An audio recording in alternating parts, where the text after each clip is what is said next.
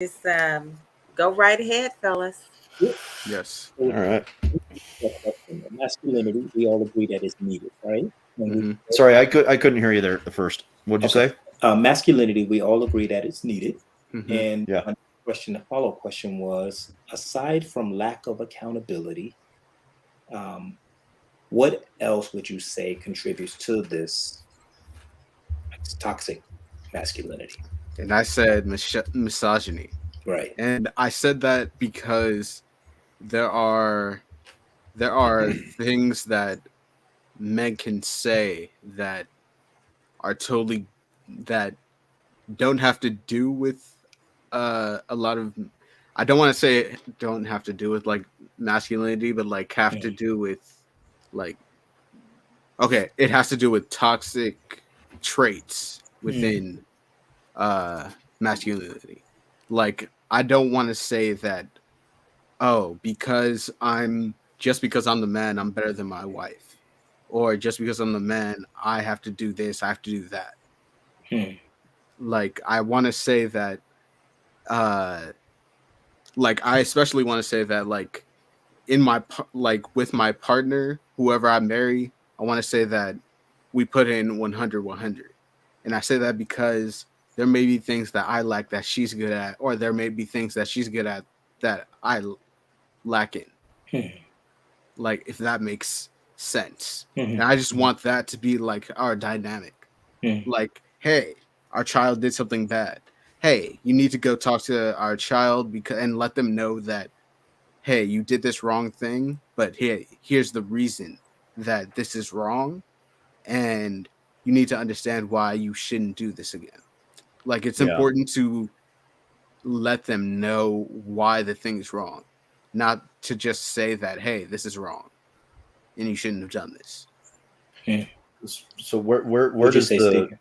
the misogyny come in there though? Because Mhm. the way that I want to view this, right, Mhm. Mm-hmm. is let's identify our terms.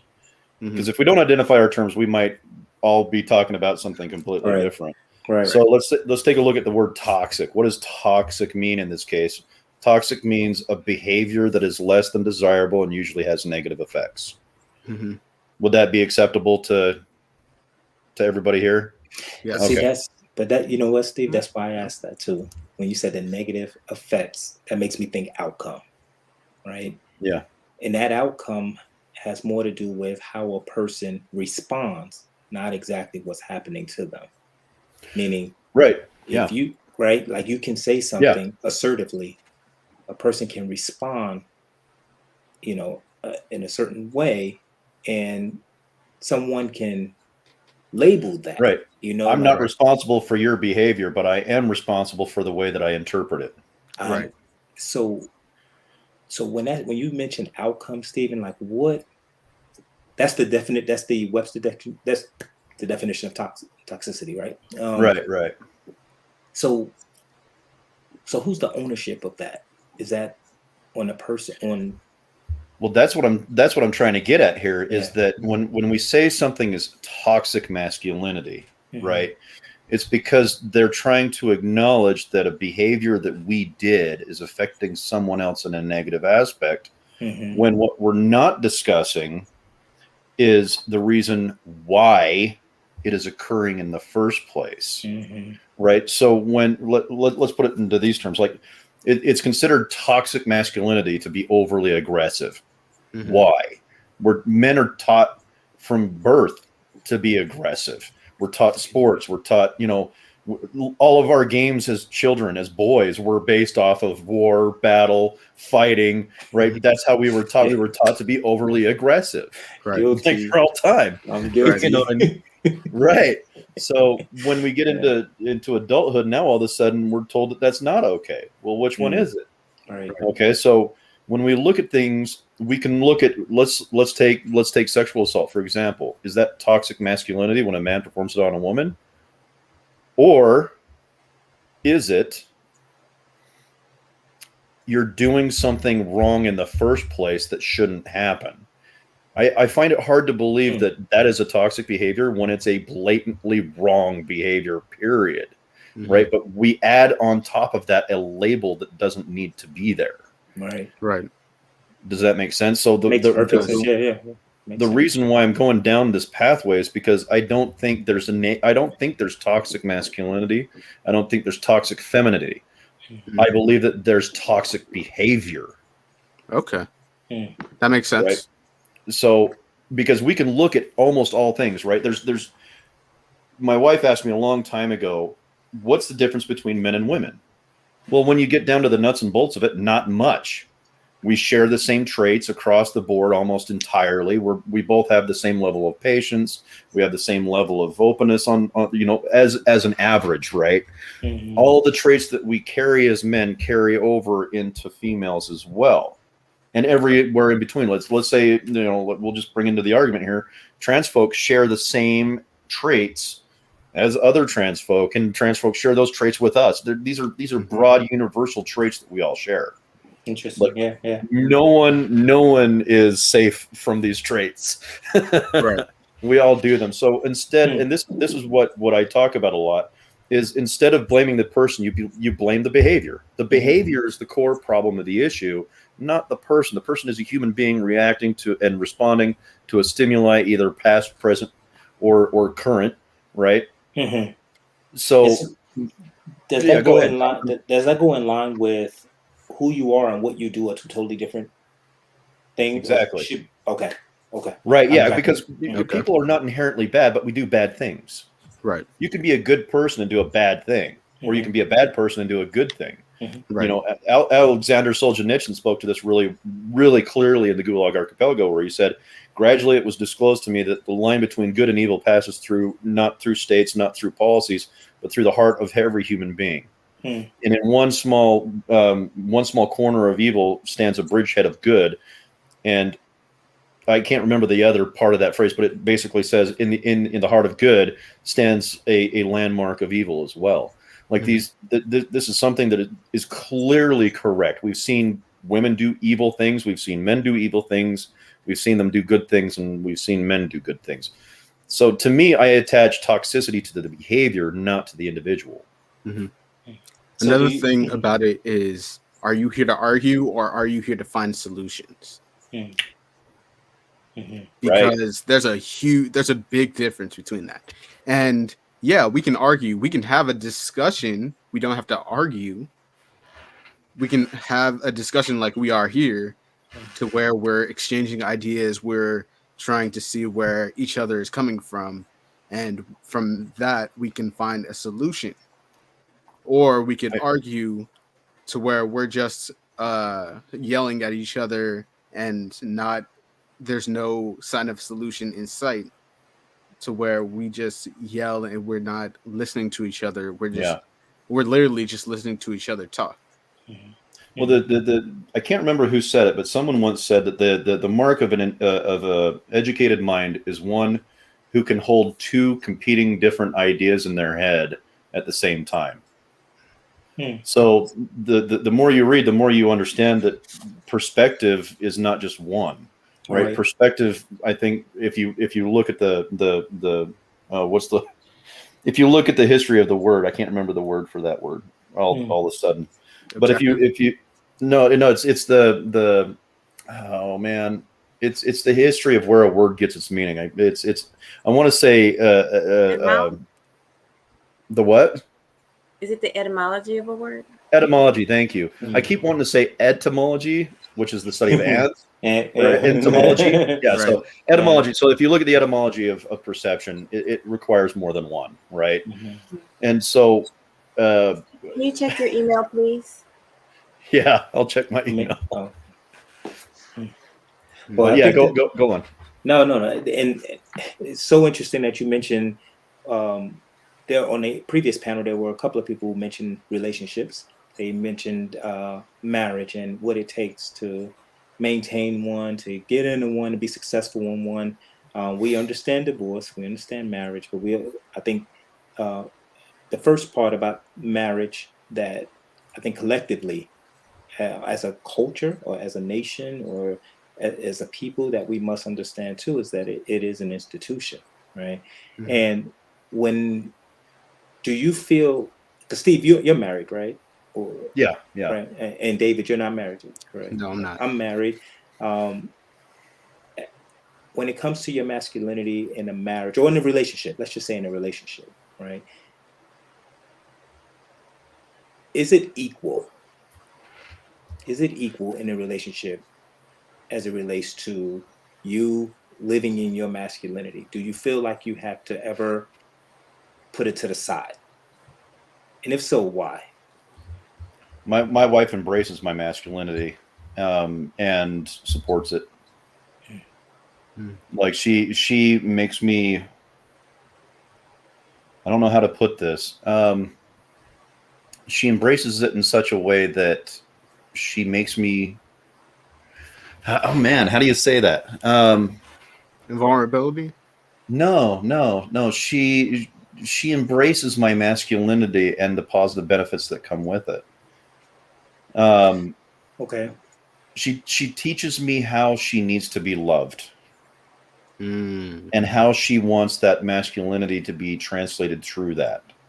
Right? So she wants and needs a manly man who can hold her tight, who can protect her, who can defend her, who can keep her safe, keep her home safe, right? She wants to be treated like a lady. And to be treated like a lady, you need to be a man, right? In our relationship. In our relationship. Yeah, definitely. It'd be wildly different for gay folk or whoever, but this is from my relationship. Mm-hmm. She asked me to be a man to match her level of her wanting to be treated like a lady. Mm-hmm. And with that being said, for David, Mm-hmm. you agree? Similar I in do. your relationships as well? I do agree, Mhm. and also I think there is give and take to where you can, like, yes, I want to feel like uh you can make me feel like a man in the actions that you take, but also there are times to maybe where I don't always want to feel like I have to be the man. And I think, how do I say? I'm not sure if I'm saying that correctly, Mhm. but uh, like I don't always want to. Okay, I don't always want to be on guard. On guard.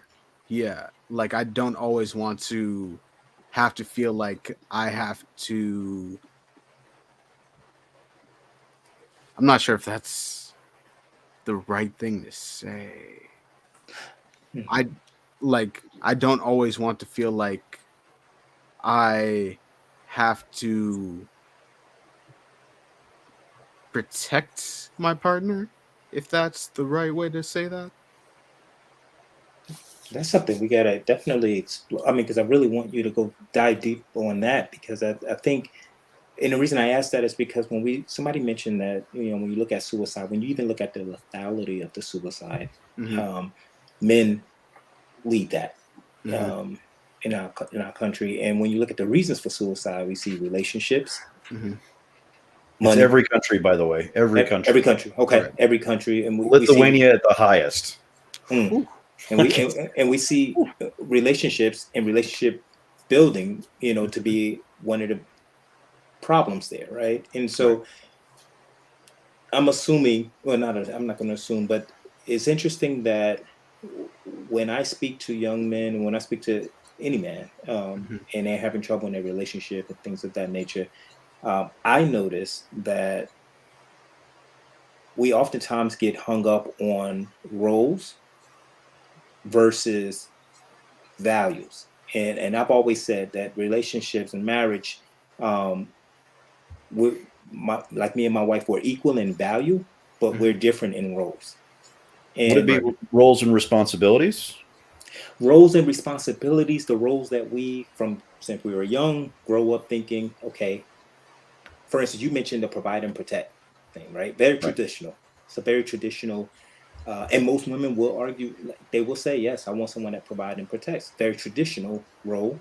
But we have a modern perspective on relationships now. We hear a lot about partnership. And I really wanted to keep that word in relationships, because me and my wife, I mean, I think it is a partnership, but when I look at the roles that we do, totally different. But the value he brings, like if we're a car and I'm the steering wheel and the gas pedal, she's the mirrors, she's the headlights. I really can't go anywhere, without her. I mean, her Right. guidance too, but the roles are so different. But there are certain roles that get more attention. They just so happen to be masculine in nature. Right. But they definitely get more attention than her roles sometimes, or whatever, at least from society, the way society looks at it. Okay. Right. We're seeing a big shift in the military. We're seeing more women heads as far as in the military and their spouse home with the kids. All right. As it relates to masculinity and that masculinity being viewed as good to the world and acceptance, what do we have to do to accept different roles that's non-traditional and maintain the level of masculinity that's still respected by both women, men, don't matter, right? So you're hitting on something that I want to talk about after you're done. Definitely. Yeah, that's my question for y'all. Like, where? Okay. How do we? Or where do we? May I go first? Yeah, go ahead, David. Go ahead. I think especially as I'm getting older and as society is moving on, I think gender roles are becoming a thing of the past. Like I can say, "Oh, hey, baby, do you want to or maybe what am I saying? Like maybe I'm afraid of spiders and my lady, she's not afraid of spiders. And I ask her to come to the bathroom to kill this spider.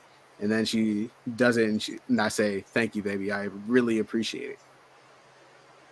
And she says, "No problem. Ask anytime." And I just say, "Thank you." And then maybe I open the door for her and she just says, "Oh, thank you. I really appreciate that." And it's just certain thing. Like, I guess what I'm saying is, like, as much as I'm saying gender roles are a thing of the past, maybe gender, like, I don't think they're, what am I saying? Like, there don't have to be gender roles, is what I'm saying, I think. And the fact that we're still putting it on society, I think that's detrimental to it. You know what I mean? They don't have to. That they don't have to. We don't have to have gender roles. Am I hearing like we don't have to have gender roles to be successful? Like in a Yes. relationship. Yes. Steve, you, what do you think? You believe that, or you? I'm only capable of disagreeing with what I know. And so I would say that I would disagree with that on the aspect of this. So in his book, The Myth of Male Power, Warren Farrell explains in a really great way that what happened was before 1900s, roughly, we lived basically in just complete survival mode, right? Okay. You had to have two distinct gender roles, right? The wife's responsibility was, fixing dinner, taking care of the kids because she was the only one that could breastfeed, right? She was more attuned to taking care of the children. The man was out plowing the fields, fixing the fence, going to war, fighting battles, right? That was his responsibility. Now the problem is when we move into the 1900s, right, and we start seeing the women's movement, we start to shift society into stage 2 relationships. So before it was stage 1, are you a good wife? Are you good to the kids? For a man, it's like, can you provide? Can you protect? Right? Now we move into stage 2, which is more emotionally based. The reason why we're able to do that is because we don't have to fight for our food anymore. Right. We've got longer food. Food can sit longer. We've got canning. Right. We've also got other things like later on in the 1900s, we've got birth control. Right. So women have more control over their reproductive abilities. We're starting to see them more. That means they're able to focus more on relationship issues. Like, I want a guy who can be emotionally available with me. It's no longer about having to fight, work, and plow the fields for 8, 10, 12, 16 hours a day, right? We actually have way more time available to us today than we ever have anywhere, anytime in history, right? The problem with this is that we didn't drag men in from stage 1 relationships. We reinforced it. We carried on with the tradition of provide and protect. And men didn't make that move into stage 2 relationships, right? Because we were so focused on women and their rights, which is good, right? They deserve everything they've got, right? But we didn't bring men with them. We didn't say, okay, we're moving into these relationships where you need to be more present, right? You need to be more emotionally present, right? And so we see this shift happening where we've got women in stage 2 relationships and men in stage 1 relationships. And that rift continues to grow further and further as we reinforce the old gender binaries, such, where provide and protect is the name of the game, right? Well, now I would say my job has now become protect and nourish, right? You see that difference, because nourish can mean a lot of things. Nourish means I'm responsible for the emotional well-being of my family and my partner, right? It means that I need to be able to nourish those deep parts of the relationship that need attention, right? So now I'm pulling myself into the stage 2 relationship that I want to be in to be successful. That would be my opinion on that process. I hope I made sense. That was definitely a good one. David, you want to? I agree, and I like when I have these thoughts, I'm just trying to I'm trying to flesh them out as I'm thinking about them. So no, that's good. That's good. That's what we're here for. Right. Exactly. I'm trying to, as I'm trying to flesh them out, I'm trying to think about them in the correct sense, so that once I get to a solution or maybe an impasse, someone else can chime in and talk me through it. I'll be right back, guys. Yeah. No, I think that's huge. I think our development, as we try to continue to create these spaces for men of all ages to come and understand from an emotional standpoint where they matter. And I think the coach said it better when said it best when she said, we're more than a paycheck. We're more than a protector, a provider. Yeah, right. Even though those values are still needed in our society, when they talk about bringing more to the table, and guys not being insecure about their masculinity, because again, we use this term toxic, and we take it and go and we look at toxicity, and we have a difficult time, I think, as men, understanding where is our value now in relationships, in society. We've civilized this. I think we've civilized our society very, very well, over and for that, and to Steve's point, where we used to have that identity of going to go fight wars and go plow the land and all these kind of things, and we don't have that anymore, not to that degree, if you will. What now? Have we evolved, or are we stumped? We're still trying to find coal mines and fields to work in or something, just to feel that level of being needed. Right. And so it sounds like we're now being needed more for our emotional management. Right. And I think that's totally fine. Yeah. But at the same time, we need to like with that, we need to do work within ourselves to be that emotional, to be emotionally available, Right. and not Yeah. not just shut things down.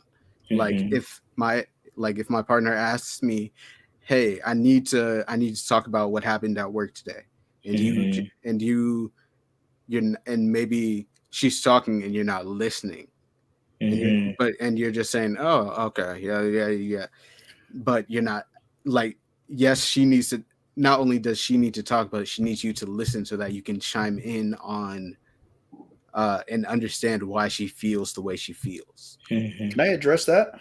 Mm-hmm. I think that's a great perspective that you're onto there, David. I think it's really great. And I think, you know, some people have heard this, some people haven't, but I'll say it here because it begs to be mentioned. Right. And this is something that I had to learn too, is that when we're focused on fixing the problem, we're not hearing the problem. Now that sounds counterintuitive, right? Right. Okay. Right. But if we're so focused on fixing the problem, we're not hearing the feeling. Mhm. That's the problem. So what I do when I have a conversation with my wife, and like yesterday, she was really stressed out. She had a really bad day. I ask, is this a will you help me fix it problem, or is this will you listen to my problem? Right. Right. So is it listen versus fix? Because if it's listen, I know my job. I know what my responsibility is. My responsibility is to listen, to comfort, to nourish. Right. That's that nourish part of my relationship now. But if she's like, I know I need this problem fixed, be like, that's what I do. Then I can, you know, Right. I can get to going on fixing it, and I don't got to worry about nothing else, right? Yeah. But the fact that I can switch between those two perspectives is me coming into stage 2 relationship, or into that stage 2 relationship where I have that emotional availability that my wife desires. And I see that excitement you pull when it was time to fix something, right? Right. It's easy. It's easy.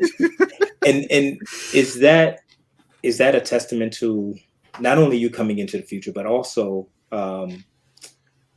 the other one is uncomfortable to the point where, are you more humble in the listening part than the fix it part? The fix it part, does this assertiveness, does this aggressiveness, does this authoritative part come out?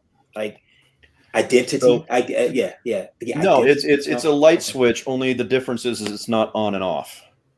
It's different. It's different roles. Red different light, masks. green light. Yeah. Right. Yeah. Or is so, it comfortability with being uncomfortable?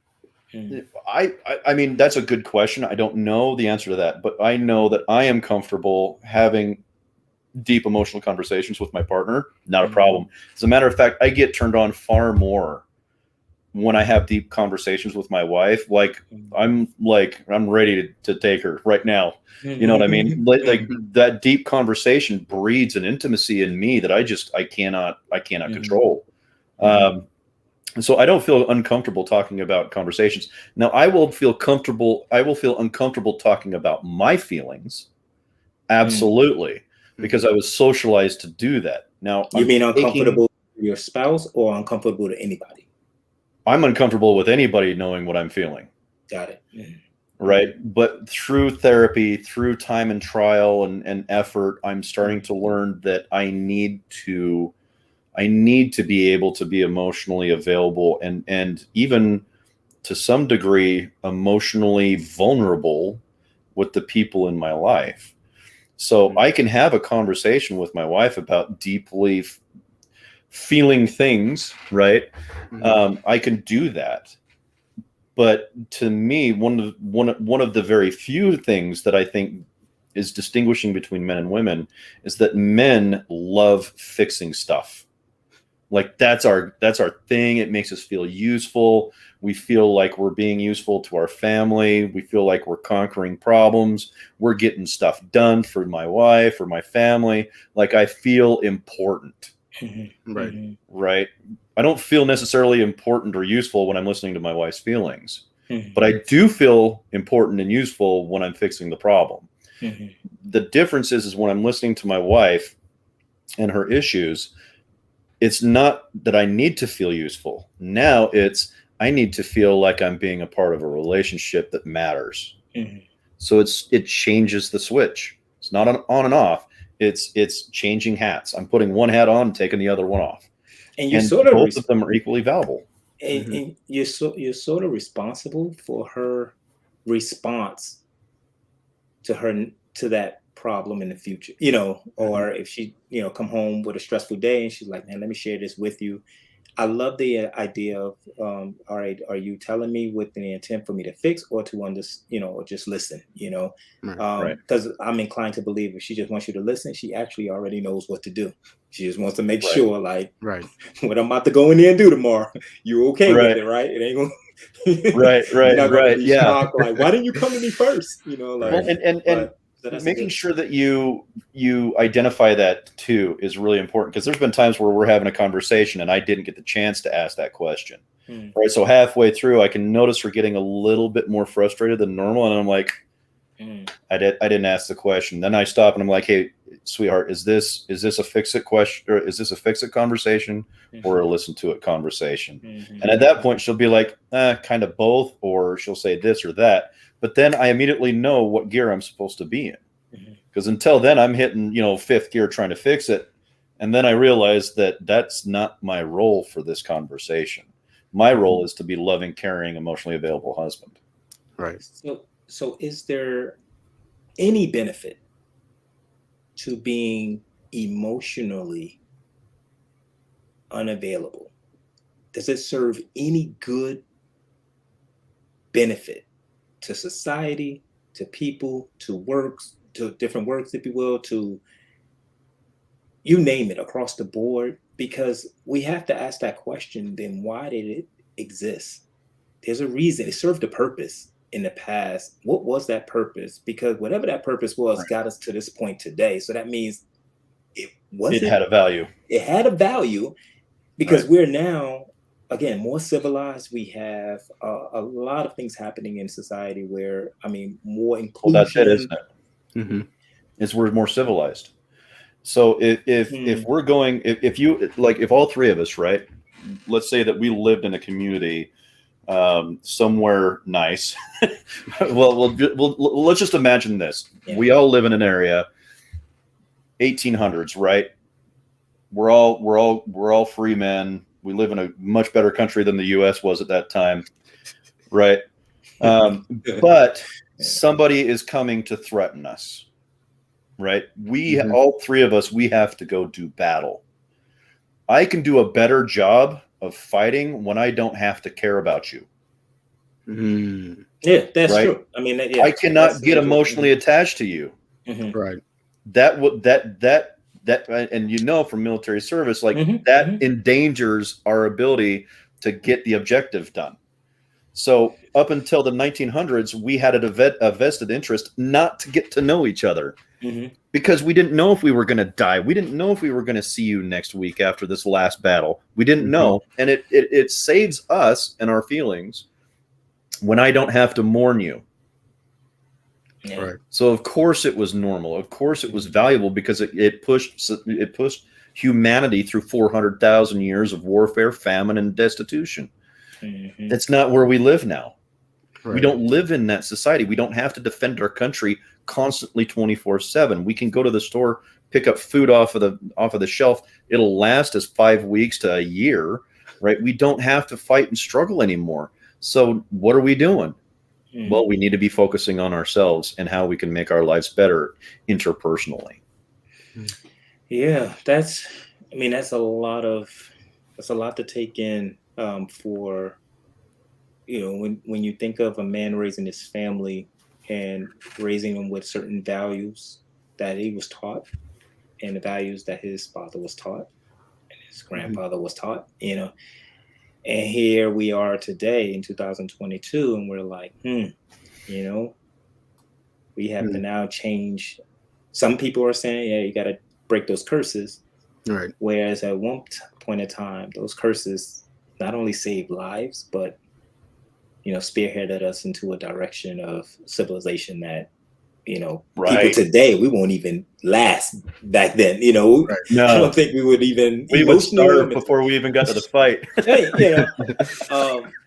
I think from a different perspective, like being emotionally jaded, I think it's a recipe for implosion, and it's a like, because if that's the way I am, and maybe I don't speak to anybody about it, uh I don't even express it, like to the point of where I become emotionally numb, and it just eats me up inside until maybe it'll all come out at one point. And at that point, I think it'll be extremely detrimental to myself and to whoever I choose to express that emotion on.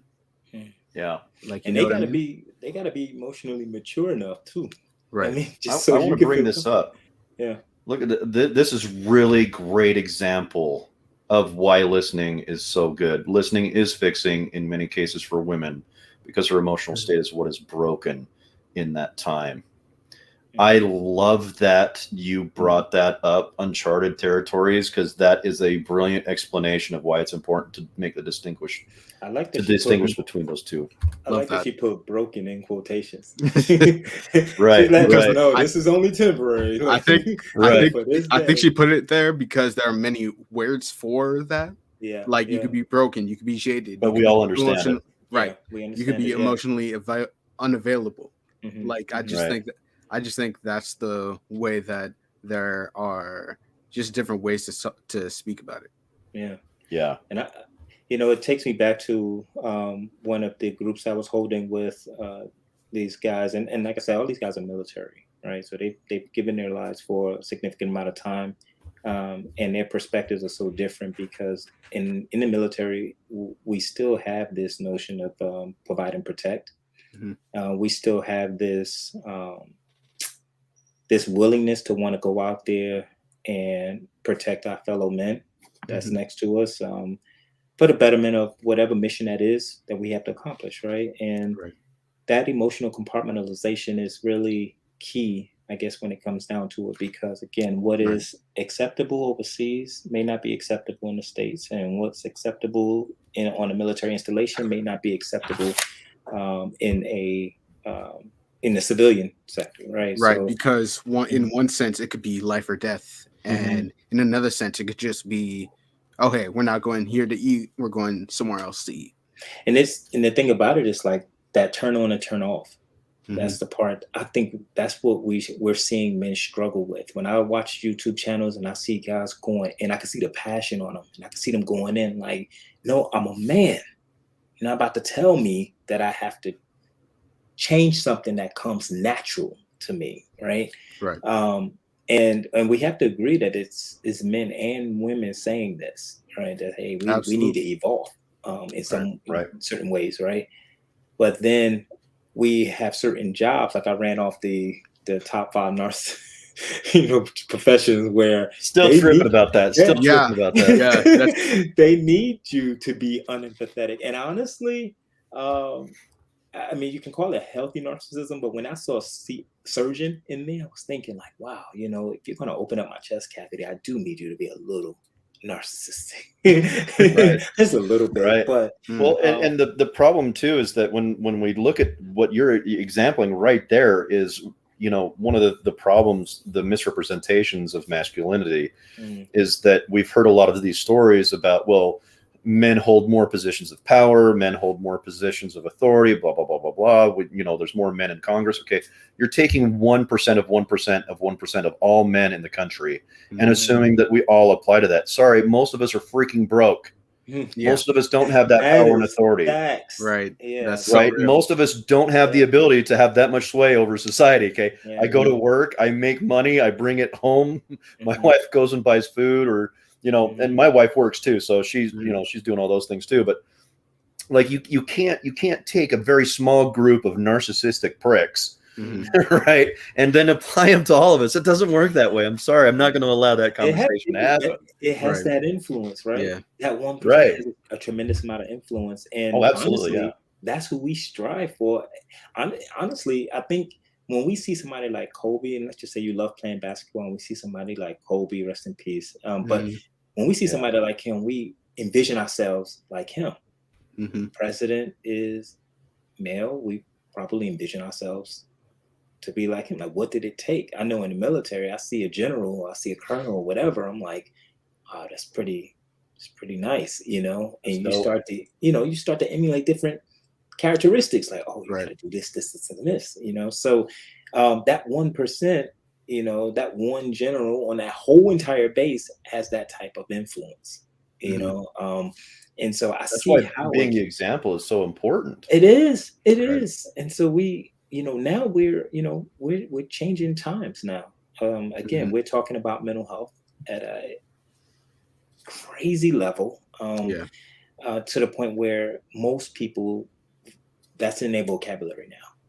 They can honestly say, "Oh, I go see a therapist," and nobody's going to say anything, And even in the military, the help-seeking behavior is huge too. So we're definitely growing, but in our efforts to grow, we're going to need some guidelines to this growing. Like, we can't change no laws without processes. And one of the things with managing emotions, naturally, why I focused on how to apply it is because I noticed even in school, I learned a lot of different things, but I really did graduate not knowing how to apply it. I knew it though. I actually knew the words, I knew the definitions, I knew the terminologies, but I didn't know how to put that into practice, know? And so when we say, hey, what is it going to take for you to be a better listener with your wife? What is it going to take for you to be a better listener at work or whatever have you? How do you apply great listening skills? And it's being able to comprehend, right? And so, but how do we comprehend? No one told me I had to comprehend. Like you said. Quick question. There's a big. No, you're fine. Quick question. I would like to know, do you believe, even though we are at a heightened level and probably more advanced than we've ever been as it relates to mental health, do you think we are where we need to be? No, not at all. No, absolutely not. The mental health piece, the fact that we're talking about it and it's in the vocabulary now, people are starting to put a vision with it. They may picture the chair, sitting down. I know most of the people that come into my office are they're not ready to talk about why they respond the way they do. They really talk about the triggers, what happened to them. And that's all good because that accountability piece, if we do not see accountability, I don't care if it's in our government structure, in our political, police, any leadership, if we don't see any accountability, it's going to be hard for children to grow up thinking accountability is a part of our responsibility as adults. It's not going to happen. And so, when we're in therapy, I mean, there's a lot of people point fingers. They're not ready to take on that. You know what? I don't know how I respond to this to make her react this way. Like, that's not the breaking down of it. It's more of everybody's coming after me. I think there's a big difference between. There has to be a difference between assertiveness and narcissism. I got a question too after David's done. Oh no, that was it. That was okay. Here's my question. Do you guys believe that part of the problem about talking about men's mental health is women's discomfort with men expressing their feelings? Absolutely. Oof. Yeah. That's going to get blocked out. even the algorithm going to chase that away. Like, no. It's going to be suppressed. Don't open up that can of worms. Right. Yeah. Because but that's what they refer to as toxic femininity. Yeah. When it's literally, if she tells you be a man, like literally guys will take that as like, wait, what? Or or start. So it's heck yeah. Well, the reason why I asked that is because, for a long time, even today, you tell me if you see an unemotional man, I mean, if you see a very emotional man crying on a curb, right? For a long time, we perceived that as a threat. Like, we don't know what an unstable emotional man is capable of doing. Right. And that fear has translated over into today's culture of mental health. Like, we are afraid of emotionally unstable men. Absolutely. right? Because we see the damage that emotionally unstable men do. Mhm. You know, mass shootings, mass acts of racism, Mhm. just number of different things that are caused by emotionally unhealthy men, Mhm. Right. right? So I think a lot of the topic surrounding men's mental health comes with a certain taboo of fear that we don't know what men are going to do when they're emotional and when they're talking about their feelings. Hmm. But at the same time, I feel like, and I think I said this on our podcast when Coach was on there. I think there's something to be said when when my lady, she speaks to me from a vulnerable state, and she really just needs me to listen and understand where she's coming from, versus when I speak to her and uh and maybe later she uses that against me. She uses what, like, Mm. from when I was speaking to her from a very vulnerable state, and she'll take that and use what she said and use it against That's some toxic ass behavior if she's Well, doing that, first, let me say I'm sorry. You know, no, seriously, right? I'm laughing right now, but honestly, because I see that so much, like I'm sorry. Right. That We is laugh because we're really, uncomfortable. Right. yeah, It's yeah. okay. But That's also it takes a level of maturity to man. know that amongst us. So she, Right. yeah, yeah. That's very interesting. Um, that she used that as a pitching tool, if you will, for the Mhm. next, you know. Hmm. Right. If you're Because with a woman like that, you probably should find another woman. Look, absolutely. I'm not going to Absolutely. lie about it. man, Your mental health is mm, important, right? mhm. If you're with a Absolutely. partner who does not respect and honor your mental health, Mm. get the hell out. Find someone else Absolutely. who will. Yeah. Absolutely. This Because it's question. happened to me. It's definitely happened to me in the past, Mhm, but more with female friends mhm, and versus a partner, Yeah. because maybe I maybe we were using each other as soundboards, and mhm. then from there uh like maybe something happened to where, like, she did something I disagreed with, but I won't air out her dirty laundry, because Yeah, I know that there was Yeah. definitely a mutual understanding that, hey, I was speaking from the heart. I was being very vulnerable. Please don't tell anybody else. Versus when I Yeah. did it, and then everything is fair game. yeah. Yeah. That's a Oof. tough place to be in, and I will tell you that that right there is your teaching. That's your lesson there. Right. Yeah. And when when people want to know why men may find it difficult to trust other individuals, it's because of experiences like that. Yeah. We store those things into our. I talked about the emotional box before and how we Yeah. create these emotional boxes very early on in our lives, right? Hmm. So anytime we are so-called triggered, which triggers are so important, but why you're carrying a box is even more important, Hmm.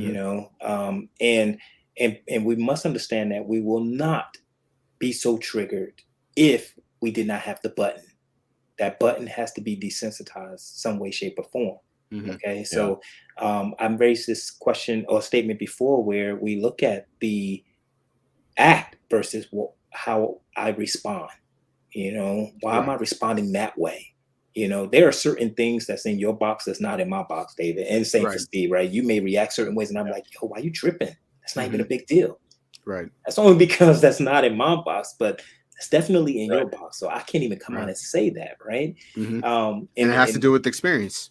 it's your experiences. It absolutely does, because Yeah. my experience is I have a certain level of absolute impatience for some things. Mhm. One of those things is people who are, how would you put it, Stupid. kind of more along the Oh my lines God, I'm laughing out loud of, over here. um, Dying. I can't stand people who are, not. Oh, I always lose this word, and I don't Mature. know why. No, when they don't care about the people around them. Not Like, empathetic. Oh, it's no, empathy. like They're let's not- say you've got a driver who's just not caring about the fact that other people are trying to go places, but they're going 40 miles an hour in a 50-mile-an-hour single lane road, right? Inconsiderate. Thank you. Inconsiderateness. Reckless. Inconsiderateness pisses me off to no end. Cannot stand it, right? Mhm. And then on top of that, you know, like I said earlier today, like I've buried a total of 4 of my friends' children. You know, This is 3 of them what's were under the different. age of 5. Mm. One was 20, 21 or so, right? And so when people complain about their problems, sometimes I have a problem connecting with them because I'm thinking that's a stupid ass thing to be upset about when you realize the other things that I've had to deal with. But I can't think like that. Exactly. The thing that you're going through today may be the hardest thing Facts. you have ever had to go through in Mhm. your life. And I need to honor and respect that. I need to be in that space with you because we need to realize that what other people do isn't because of us, right? It's because of their own thing. Right. And something I want to add to that is there was a saying on a prison wall. I can't remember where I read this, but I read it in a book somewhere. But this guy said the most profound thing I ever saw was on a prison wall. And it said, no man is your friend, no man is your enemy, but every man is your teacher. Mm. Right. So when we start to look at things in that kind of a perspective, we start to begin to understand that everything that we do with everybody else is a learning opportunity. Right. Yeah. It's an opportunity to grow in different ways that we might have been blind to before. So a lot of this is about removing those blind spots that we've had. Mm-hmm. And not Right. seeing it as a threat. Mhm. Right. Then that means we have to remove labels. Man. To some degree. And in that or sense, at least the importance or the value of the label. We can still have the label. I mean, I've always maybe thought the value needs to change. I've always thought the labels stopped us from getting to know the truth. Like it's an easy way to just kind of dismiss whether it be that culture, that group, that person, whatever had when they have a label on it. Because it's like, okay, I don't even have to put too much thought into it because this is what I already think about that type of situation anyway, you know. So Right. you know, but it's interesting. I one of my friends just texted me because they were viewing the live and they asked me to explain the concept of equal in value and different in roles, but different in roles. And I said that about my marriage, right? And how I think marriages should be in order to respect the marriage that they're in, right? What comes to mind for you when you hear that equal in value, different in roles? Let me write that down real quick. Mm. Because sometimes I have a hard time seeing it in my head unless I read it. So equal in value, but different in roles. So let me just give you my thought. Let me give you my thought process. I have a refrigerator and I have a stove. One keeps my food cold, and the other one heats up my food. Now their roles are different, but if either one of them breaks, I am not happy. Mm. They're equal in value, but they are different in roles. So this That's is so interesting. That's a good point, right? That's a great, and that's a great example. Yeah. And so when we look for relationships, when so many people are trying to do this relationship thing, this marriage thing, jumping into these institutions, if you will, of what we call marriage, right? Do you come in with a set of values, right? And your partner comes in with a set of values. Is it okay that the roles are actually different? Not that you're trying to step in hers, not that she's trying to step in yours.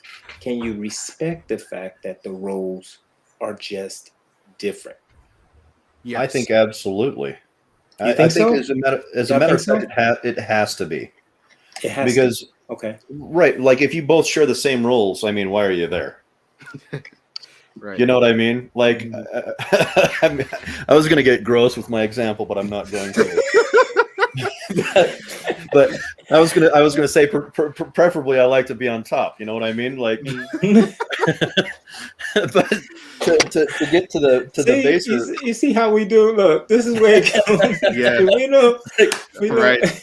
I get Right. Coach Love into so much trouble. No, but like equal in value, different in roles, right? So we have to be bringing something different to the table for that table to feel full, right? So my job is to fix the house, to do the manual labor around the house, right?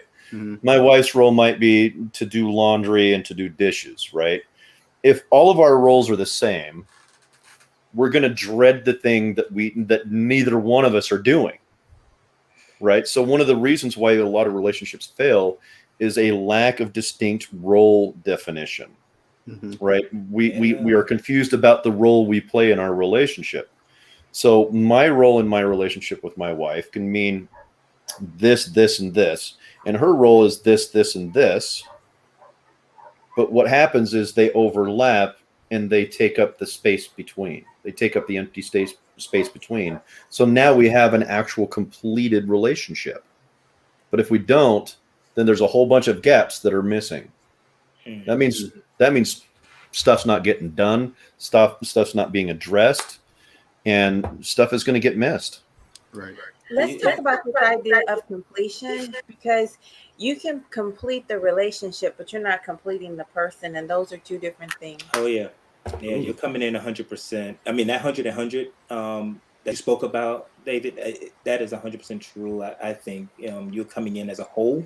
There's nobody completing no one, but the roles that it takes to not only raise a family, but to be in a committed relationship.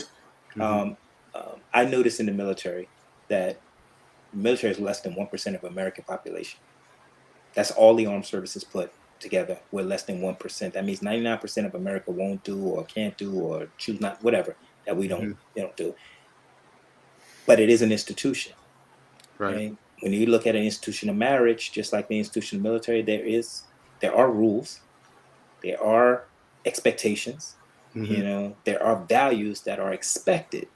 And what I notice is like, and my wife hasn't told me this or anything like that, but if I start to mess up in my role, for whatever reason, or better yet, let me pose this as a question. If you start to mess up in your role, if you start to you're going through something, whatever have you, and it's been going on over and over, and all of a sudden now it's a behavioral change.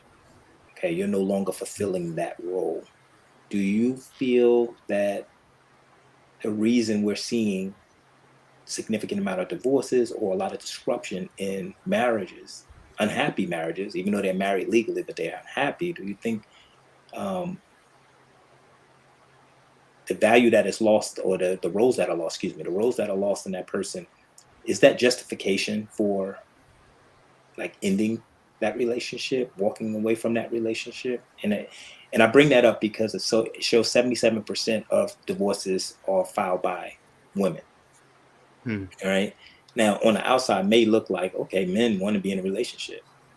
Men don't leave, essentially, But we both have roles, and it takes two, But I think the headline, we see 77% of women file for divorce. So it make it look like, women are the problem or whatever have you. But forgetting it took two to make that relationship. Right. And so I don't know the stats on diving in as far as why the breakups and all that kind of stuff, but you'll hear irreconcilable differences, infidelity, money. Let's just say that. Do you believe that when we go into these relationships or these institutions or whatever have you, that our role is clearly defined, like, for men, usually? Boy, I can go on that topic for a while, because I have two failed marriages. So I can tell you what not to do. No, but honestly, I think part of the problem is going back to what I was saying earlier, is like men haven't reached that stage 2 relationship dynamic yet, right? So the woman feels alone because you're emotionally unavailable. Are we really surprised? We shouldn't be, because we aren't doing our responsibility, our roles, right? Our role is now to be a part of the emotional available relationship. On top of that, you have another problem, which is, yes, we don't talk enough about the roles that we're supposed to be doing, right? We're not doing the preventative maintenance on our relationships. Mhm. That means talking once a month. Babe, how are you feeling about our relationship? How are we doing? Is there something I need to focus on? Is there something that you need to focus on? Some more talking about bloody relationship instead of just expecting it to flourish without any water. Like Mhm. water is the preventative maintenance. It is talking about the relationship. For the Right. first 3 years of my relationship with my current wife, we talked. We said, how are we doing? Am I doing something wrong? Are you doing something wrong? And we worked on that relationship to the point where we grew to find that we could talk about any topic, as harsh as it might be. We can talk about it and be fine. We can have a difficult conversation about anything. And I mean anything, Right. and we'll be fine, right? Because we learned how to talk. Mm. We learned how each other talks. We Right. learned about our roles, our responsibilities, what we were expected. We set boundaries to our relationship, right? So that If you don't weren't look. doing that, why are you wondering why the relationship failed? It's because you didn't take care of the damn thing. Right. Mm. And you are ignorant to, or I don't even know if I could say ignorant, because you knew what you were doing. Yeah. And if you if you're it's like you're actively ignoring the fact that you're doing something wrong. Right. And then your partner gets frustrated, right? Right. But because you haven't learned how to talk, she's not going to talk to you, right? Because you might be dismissive because you haven't learned how to accept constructive criticism, Mm-hmm. right? So, I mean, like, we can go down this troubleshooting process, this troubleshooting tree, and we can come to the conclusion that yes, all of these things equaled up to a failed relationship, Mm-hmm. right? But no one ever walked into a divorce attorney and says, "I want to divorce. My partner's listening to me." And that, Wow. but you know what? That's real. And the thing about it is, I think it's safe to say as we try to challenge these different narratives, is looking at it takes two to make a relationship. It takes two to break one. You know, Right. even though one may be initiating or finalizing, the contract and whatever, or breaking the contract for whatever reason. Right.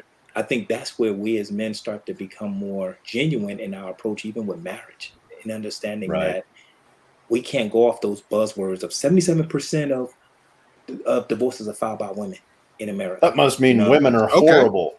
Yeah, No. they, or even the ones for men as well. The statistics on men as well. Like they used to say that men are expected to cheat.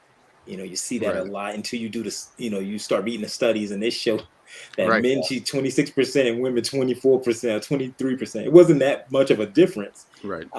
But yet it's almost like socially we've been constructed, or we've been manipulated socially to Conditioned. believe certain characteristics come Mhm. along with a man Right. or a woman, you know what I mean? And it really makes us scared in relationships, because Right. as soon as we see, this is what I mean by that trigger, as soon as we see a certain behavior that matched the stat that we read somewhere, we automatically are going to go up.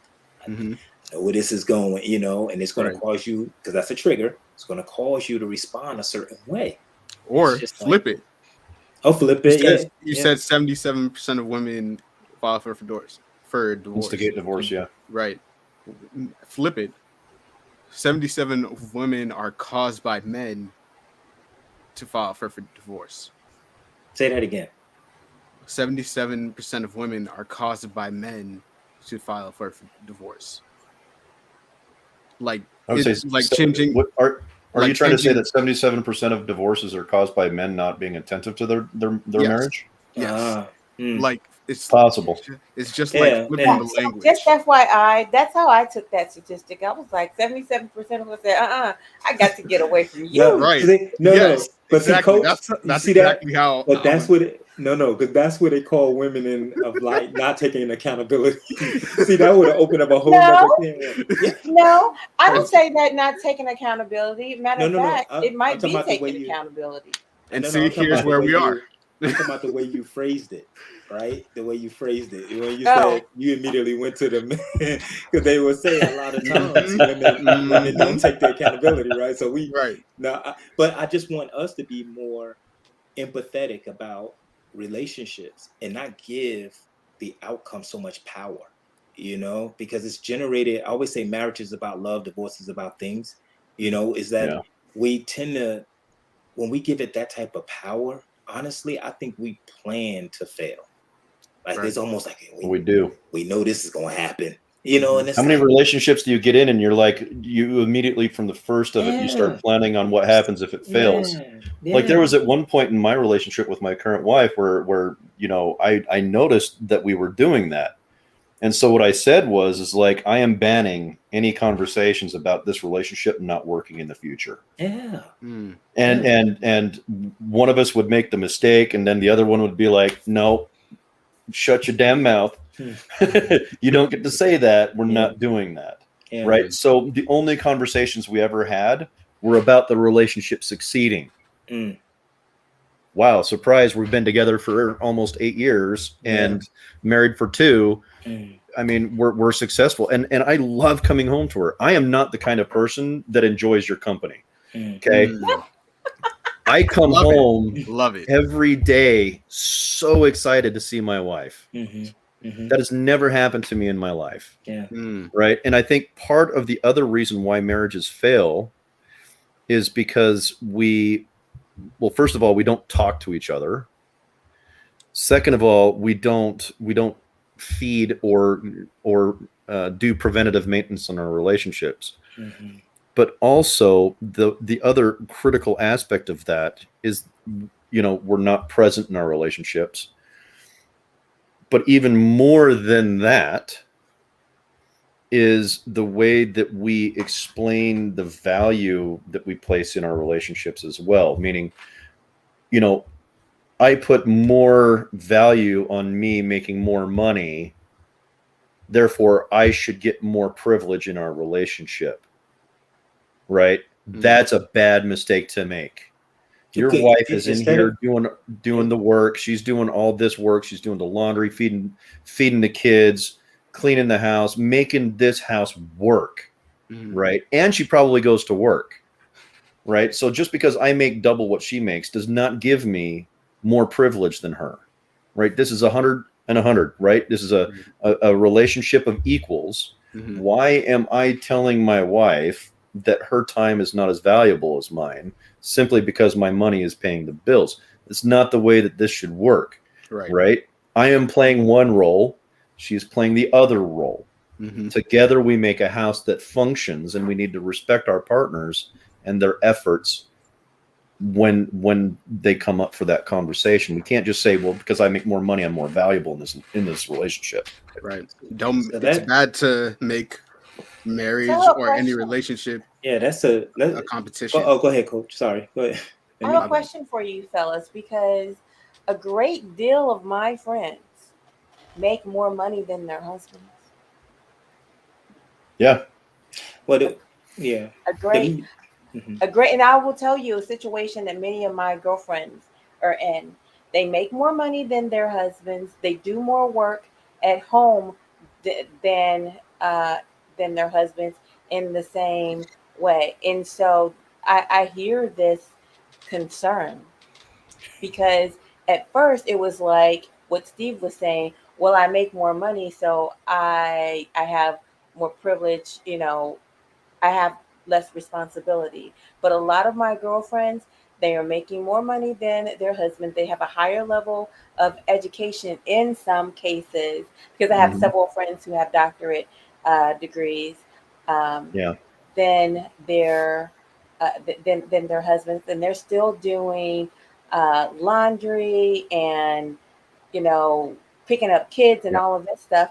And then the husband, this is a specific case, the husband had the nerve. Now she's spending her money, but she got an assistant and he went off about it. Because Mm. but he, It's their money. Excuse me. It's their money. No. But also, it's there. It's No, what I'm saying is, I know, what I I'm know, I saying is know. the I'm just money that gonna. she is bringing in. But Yeah. she wanted to spend the money that she was earning on an assistant because he was spending a lot of time not helping. Mhm. Not helping. Yeah. And he's not a derelict. He's not a derelict by any means, but he just doesn't put in as much work. He simply does not do as much. You say At the he's end of not the a. day, He's I'm not a sorry. what? You say he's not a what? He's not a derelict. derelict. He's not. What? I've never heard that word actually. Yeah. That means that, like dereliction of duty, Oh, okay, okay. like a That's what I ne'er do thought. well. I just thought it. Yeah, that's what I thought. Yeah. But okay. So I'm not. He's not a bad guy. It's Okay. just that when it comes to all that has to be done in their life to make their life run, he does. If we're gonna talk percentages, he does about 30%. And it goes a little up Yeah. and down. Okay, Well, it that goes a might be a little up. sense of entitlement. Well, Right. I was You know what? thinking. That's exactly Yeah. what it is. He has a very strong sense of entitlement. And he just kind of takes that liberty. And it's not that he does nothing, but he does things that don't have to be done frequently. And he was like, well, I'm just doing the stuff that's in my lane. That's his line. That's his line. Well, Yeah. I'm and doing the and stuff I, that's in my lane, and everything else is in her lane. but I want to. We want to echo this too because I want to make sure that people, because just in case people see this as well as that, you know, the coach is talking about someone who is in the top, 10%, right? Mhm. Because statistically, when you look across the board in America, where the average income for men, black men is 42,000, white men 50,000, and then for women it's 35,000 and 37,000. All right, so that's the average across the board. Mhm. But there's a 5 to 7% of women that make over $75,000 a year. Okay, so to her point, to coach's point, this individual is in that group that's not, Highly successful people. yeah, we don't talk Yeah. about them a lot because they're at a different, level, if you will. Mhm. And here we are. Look at the roles that's in that Yeah. relationship. I wonder what his roles are because she has to be either enabling it or just comfortable with the roles that they No, have. she's not. She Mm. doesn't. She doesn't like it, but things don't get done. So So is she going to go into that 77%? The question I would ask is, why does he feel like he shouldn't be responsible for the remaining amount? Right.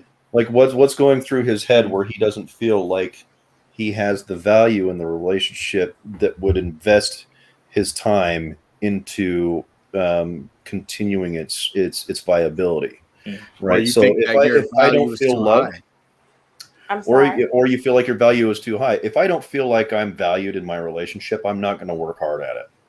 Mm-hmm. Conversely, if I have an overabundance of confidence in my value in my relationship, I might not do as much work either. So really, this kind of goes back to that conversation where you have to have some kind of a conversation about roles, Mhm. responsibilities, Mhm. and the value of those That's responsibilities what I'm as thinking. well. Yeah, Right. yeah, You that's what know, I'm thinking. so the other component that I think we need to mention here too, though, is that when we're talking about wages and incomes and we're looking at who does what, Mm-hmm. men predominantly dominate the trades, Mm-hmm. which unfortunately also have the highest rate of death. Mm. So when you look at the field of trade work, 97% of workplace deaths are men. Right. So it's obviously we're working in more dangerous environments, therefore we get paid more on average for those jobs, right? Oil workers, mechanics, stuff like that. We get paid more money for the amount of work that we're doing because, like, for example, I'm constantly all day long under a 3-ton vehicle. Mm-hmm. One failure and I'm done. Mm-hmm. Mm. I've had 3 cars fall on me in my life and it was not good. Jeez. Did not feel good. I've still got damage from those events, right? Mm. Wow. Military service. I mean, Yeah. 94%, or what was it? It was like 98% of military deaths at war are men. Mhm. Like, these are highly dangerous jobs, Mhm. and we should give some attenuation to the value that those men play in those roles. We can't just dismiss it. And sometimes when a man comes home from a job that is inherently dangerous just because it pays more, sometimes they are not going to want to come home and do the freaking laundry because they are tired, they are stressed, their stress levels are through the roof. There's another reason why the number one cause of death for men is heart disease, heart attacks, strokes. Yeah. Right? We're Yeah. constantly stressed You know, out. it's the same for There's women. no Just rest. FYI, heart Mm. disease is the Sorry? number one killer. Heart disease is the number one killer of women as well, more than breast cancer. Yeah. A lot Right. of women don't know that, Right. but I'll be doing a show on that in October. If you look at But you the know what's top 10 interesting causes about of that? death, Y'all also live longer. yeah, Oh, 8 wow. years longer on Yeah, The average. that's life true. expectancy of a woman compared to a man. That's And I true. think a lot of it has to do with the work. A lot of it has to do with our lifestyle, the way we eat. I mean, There's nearly a guilty. 15-year gap between racialized white women and racialized black men. Yeah. Whew. 15 years of a Yeah. difference. Jeez. Right? So, there's massive differences, but also when you look at like, if you actually research it, you can go onto I believe it's the CDC website, and you can look up their data. It's actually really well written out. You can look at the top 10 causes of death for men and women, and men dominate 10 out of the 15. Mm. What is so true?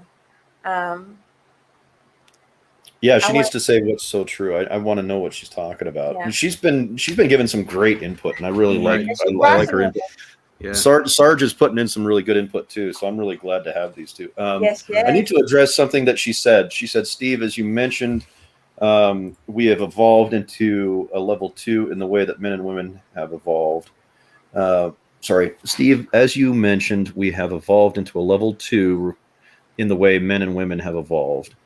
We will have to go to a level 3 to get it right. Men and women will have to undo and then relearn. They all, Yes, I they think always pushing us. Right. there's room to agree. I agree. Right. Look, I agree. agree with that. I think we're all going to have to get to level 3 together. What is Yeah. level? Yeah. Wait, what is level 3? Remember, I told you we be putting in policies with no steps. You see that? What is level 3? I think The- level the 3 next is level- think The I next think level it's where funny, but she's not wrong. What is it? honestly, I think it's healing. right. Yeah, I look, think I it's dig yeah. that. Healing, restoration, and where we actually do understand that you can have 50% of the relationship, but you're responsible for giving your 100%. So Right. Absolutely. Yeah, I rock with that. Absolutely. I rock with that. I think, Yeah. I think that is level 3. I think level 4 is where we stop blaming each other. What's level Just 4? gonna add levels on level top. Yeah. 5 is just back to level 1. It's all about structure and levels. Right. Like, y'all No, better stop that. There are But so this- many levels that we can go to that I think that it's like it's crazy because we have a foundation. right. When it comes to institutional marriage, we have a foundation. We used to have roles really defined so cutthroat. They were so black and white before that it was just Yeah. kind of a given. Your father vetted your significant other. You showed a level of humanity towards the woman, and you got the chivalry and the ladies first mentality came through. And it's like, you see these old stories. It's no wonder why we fall in love with Disney. You know what I mean? And when they show these Yeah. old stories, I'm not gonna front. One of my favorite videos in my movies, and my wife will tell you, is the old Pride and Prejudice. All right. And then I started watching the Pride and Prejudice Atlanta. And I don't know why that's my nightly routine, right? I didn't understand why it was. But I noticed, I caught on after me and my wife, we do talk time like 9:30 at night, and we'll talk to 10:30. And I said, man, she said, why do you like those movies so much? And she was like, well, just talk about the movie. Tell me like I never seen it before. And the one thing I loved about it was the simplicity of how respectful the man is or was to the woman, and how the woman wanted to be approved. She wanted the approval. You know, it was like you don't see no challenging, no button heads. It made it almost like that's not, you know. Now, Pride and Prejudice does do that, you know, to a certain degree. But when it was Yeah. time for them to get out the way and allow the romance or the love or whatever have you, the respect for one another to come through, they made sure they highlighted that very well. And so I think we as men, you know, we just had it.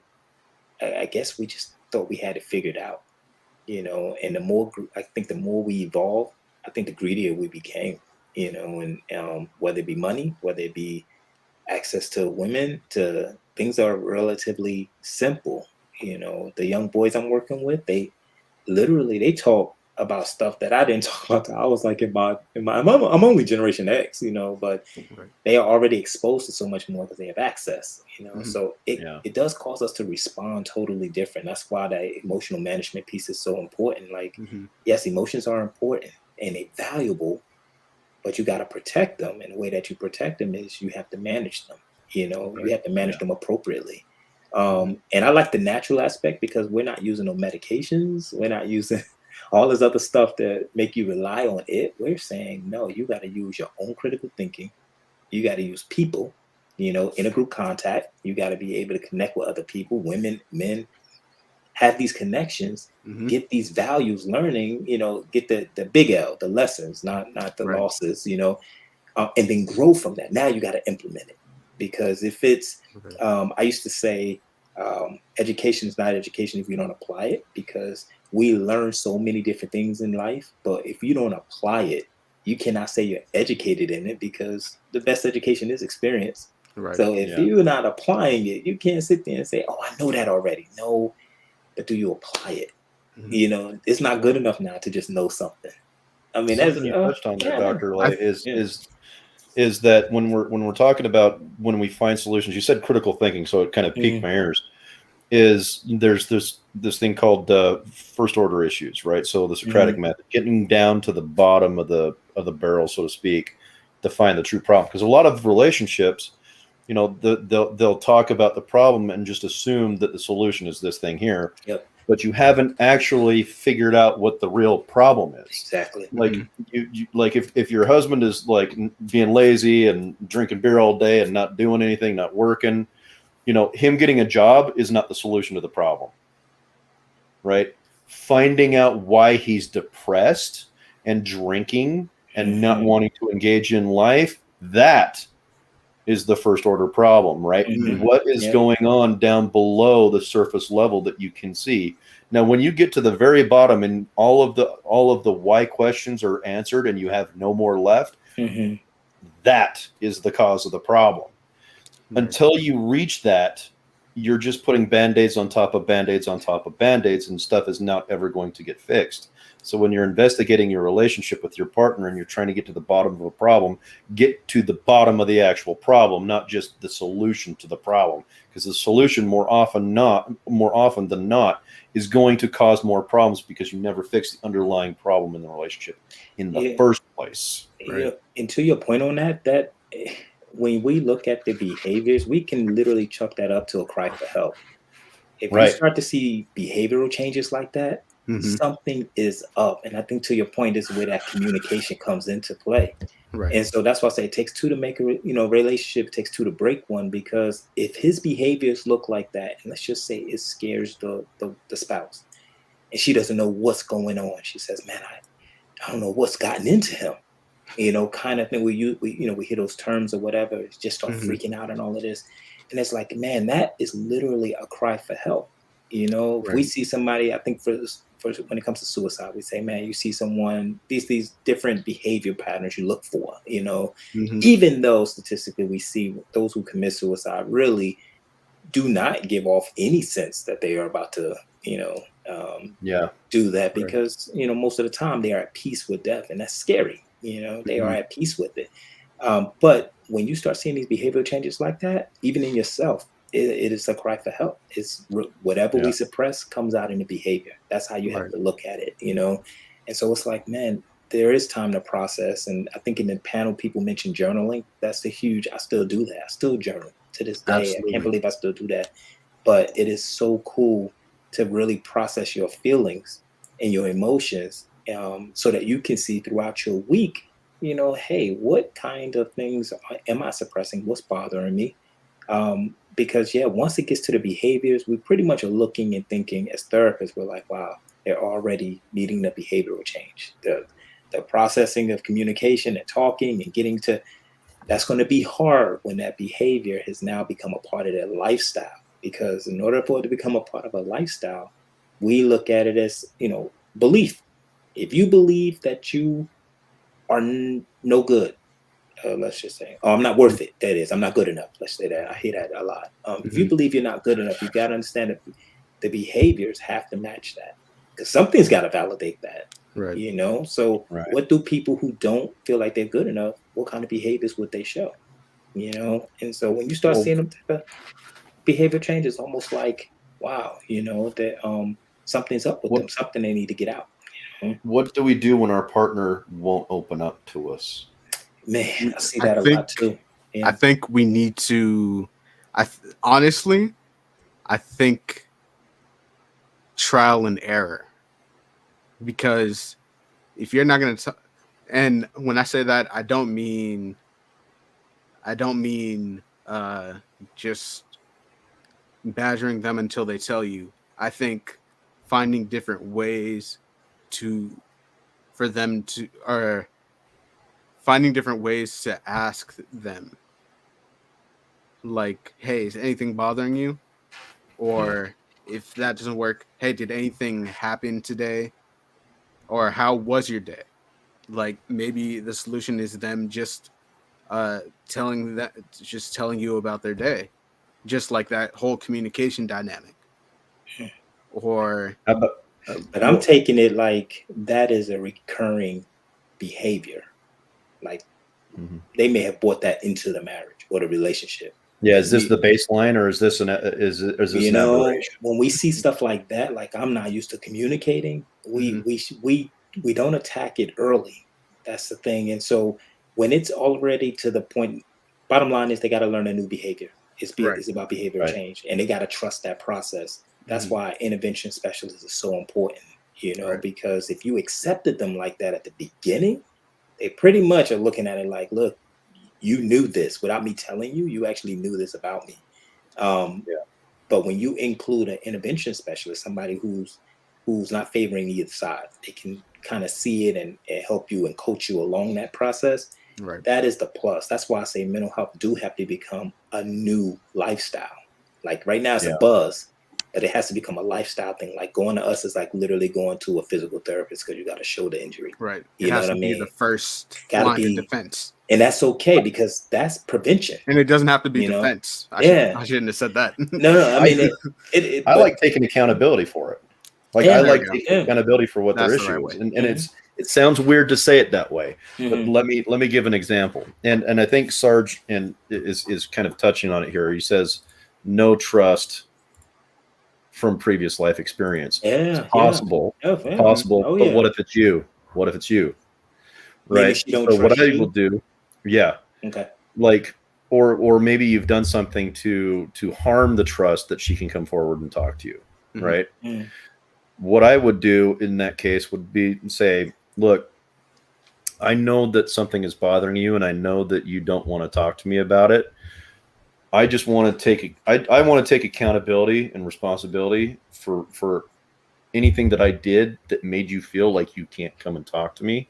And I want to try and make that right with you. So if it's something that I did, please let me know. And I want to do whatever I can to restore that trust between us so that you feel comfortable being able to talk to me about these things. Because I want you and I to be both present for this relationship. So what can I do to help?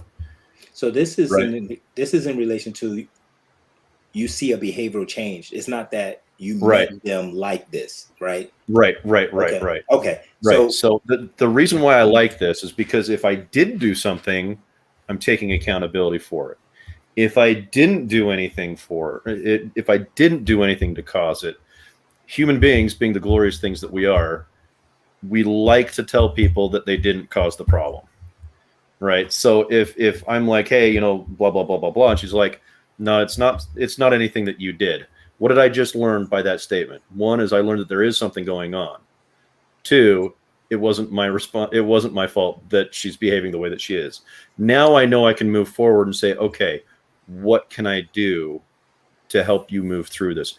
Right. But what I like to say is like, what can I do to help us move through this? Right. Is there anything So I can do to help you process this? No, See, I like that's to use us, and the Okay. reason why is because I'm part of the relationship too. Okay. Whatever is troubling her is going to be troubling me, Right. right? Yeah, In that's multiple true. reasons. If my wife is unhappy, Mm-hmm. well, let's say that I want to be frisky tonight. Right. It's in my best interest to make her happy. Absolutely. You know what I mean? Mm. Or if she's unhappy to the point where she doesn't even want to be present in the relationship, it's more beneficial to me in the relationship to get her into that. So I like to use the words we, us, right?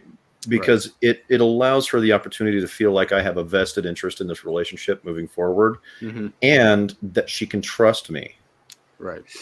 There was an individual who was on the panel, and I forgot his name. He's an Air Force individual as well, and he said, Oh, "Jared, is it Jared? was it Jared? Trevor? No, Jared. I think it was Jared. Jared? I think it was Jared. Jared. Yep. But he said something that was so profound. He said, the people you care about, I may be butchering this, but he said the people you care about do not deserve your trauma, basically. Yes. You know? Yes. And one of the things you mentioned there, Steve, in that situation is, and I want to challenge that in the sense that, what Sure. if that individual came into the marriage with that type of defense mechanism of shutting Yep. down, quiet, whatever have you?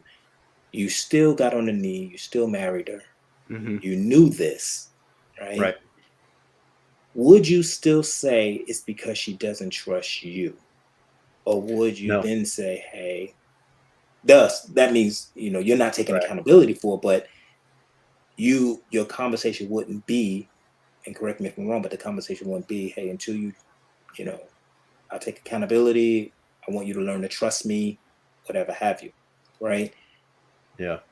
The root of that problem, like you say, getting to the root of things would be, why is her response that way? Even if Right. you did do something. And this is where the accountability on the individual comes in, that is, he can't make you do anything. Right. You Right. see, That's she how I'm can't make seeing you it. do anything. You've been reacting that way long before you got her, Right. And so what is that about, though? Where did it come from? Why do you have it? You know it's unhealthy. I got an answer for you. Right? Yeah, and because when we put the ownership back on us, it does something to our spirit. It does something to our confidence and our competency. It takes, when we take that accountability and we say, you know what? It makes no sense of me responding this way. What if I just tell them, hey, when you raise your voice about my body, I literally emotionally flash back to my dad saying that about mom. Mhm. Now, with that is where your accountability comes in, because now you know better, right? Now like, oh, okay. That means I either got to come up with a creative way to communicate that you need to work out, something like that, or, I got to be creative. I got to be innovative with how we communicate, Mhm. because I have to communicate differently, because my tone just made her remember, not just made her, but because of her, what she's suppressing or what she's holding on to, the button, if you will, It triggered a I memory. triggered that. And Yeah. not your Activated a fault, response. right? Yeah. Not your fault, because you're used to, Yeah. that's how you talk to people. You came Mhm. in talking that way, like, yo, you need to Well, get on she that knew train. that too, right? I was about to You say know? maybe you need to Here's my change response. your Yeah. your verbiage. Yeah. Here's my response. But If people it's would say something that is so far outside of the normal of what normal people would do as a behavior, I'm not going to own that. What I am going to do is I'm going to be an asshole. Mm. And that sounds weird, Mm. but bear with me for a second. Mhm. I am not going to allow someone else to set the precedence of my life according to their trauma. Right. Mm. Right. Not going to happen. I am not going to share your trauma. Mhm. The trauma that happened to you, I do not own. I do not want it. I do not want it. Mhm. Okay. But what I will do is I will work with you, excuse me, I will work with you to move forward past that trauma. Right. So I will change some behaviors, right? But you got to meet me halfway. Mhm. And when you say work Okay. with them, I think this is so interesting. I definitely want to hear your point on this, and David too. Is when you say I will work with you, what does that mean exactly? That When you means It say means I will do whatever it takes to help Right. you move past that. If you want to go to counseling, I will go to counseling with you. If I need to learn how to phrase my questions and answers better so that they are more akin to a healthy relationship, I will do that. If it's something that, because look, the thing that I stay away from is changing behaviors that are so innocuous that anyone on the planet could do. That's a problem for me, right? If I simply, it could be something stupid like um we'll just pick something stupid like she doesn't like the way that chew. the way that I what. Chew. Right, okay, well, let's say that it's drinking. Let's Okay. say that it's drinking. Okay, let's say um her ex-boyfriend was an alcoholic and used to beat her up. Mm-hmm. Okay, we're going to talk about that. We're going to say, okay, I understand that. And I understand that's a fear of yours. But here's the thing, I don't deserve that. I've never done that to you. I don't deserve his label. Mm-hmm. Okay. I am not going to take his label. I want to help you. And so for that, I'll tell you what, I can limit my drinking, not a problem.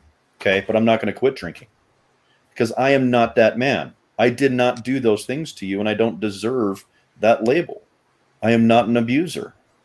Okay. However, let's figure this out so that we can live together in a healthy relationship where we're not transposing our trauma onto our partner. Mm-hmm. Right. Because in the end, that's the important thing here, right? Is like Yeah. you moving forward together as a partnership where we're able to outlive our trauma, right? Where we're able to move past our traumas and be in a loving, healthy relationship. Well, I can't do that if I'm sitting here babying you. Like you have to take some active role in your healing. I can't do all the work for you. Right. Because that shows maturity. Well, It shows maturity, it shows responsibility, but it also shows I'm not a sucker. I'm not going to take on your trauma. Right. It's not my job, right? Right. Because I have an intrinsic personal value system that this is what I am to me. I value myself. Okay. Mm-hmm. If I accept the fact that she has a problem with me drinking because her boyfriend was an alcoholic, now I'm supposed to admit that I'm an alcoholic and I'm going to beat her. Sorry, those two things they're not going to go well together. And Because it- do you get what I'm saying? It's like I am not yeah, going to yeah. take on the personality of her traumatizer. Like I'm not going to do it. And she I is. am me, and I deserve to be judged and appreciated for who I am, Mhm. not who he is. Right. You get what I'm saying? You're So not that Yeah. person. part of it is acknowledging that no, that's some bullshit ass toxic behavior that you're doing. Mhm. Don't put that shit on me. That's not me. Mhm. Don't do that to me. I don't deserve it. Mm-hmm. Right. So, but also at the same time, having some empathy and compassion and be like, but I understand where you're coming from and I want to help and I want to be a part of a healthy relationship with you. So let's talk about what I can and cannot do and what you can and can do and what we will do together as a partnership. Yeah. I mean, Does that make sense? that makes You need to sense. defend yourself. Mhm. Right. Yeah, that makes sense in a sense.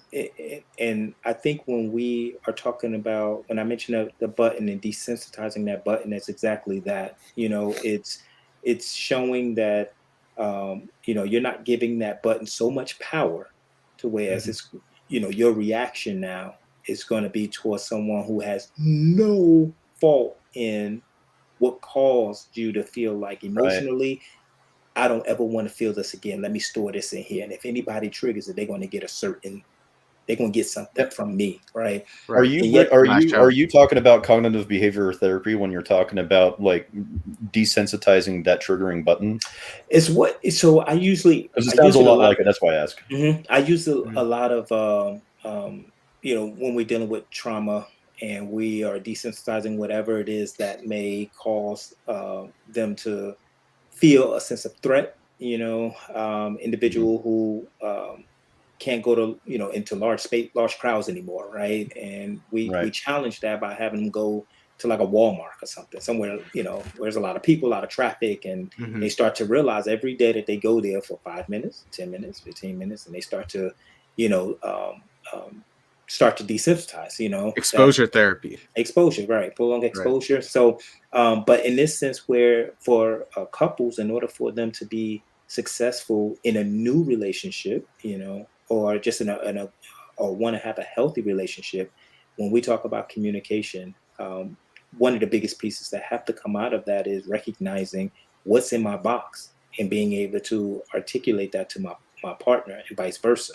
Mhm. It's not giving them access to power, you know, because in that situation that you gave David, where she Mhm. used it against you when Mhm. you were vulnerable, you know, that makes you want to secure that box even tighter, you know, Right. and Yeah. it's, you know, so that's a very dangerous thing.